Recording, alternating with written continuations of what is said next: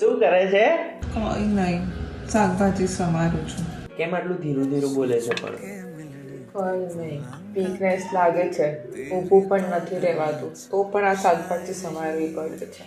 અરે તો કહેવાતું નહીં, આ બધું મૂક. ચલ. सोचूं के मिलनी पे बोलांगा कि तेरी तांडवला शायरी देखेगी. હાલે બેસીને કામ કર. અહીંયા હું રસોડામાં ટાંટિયા તોડે.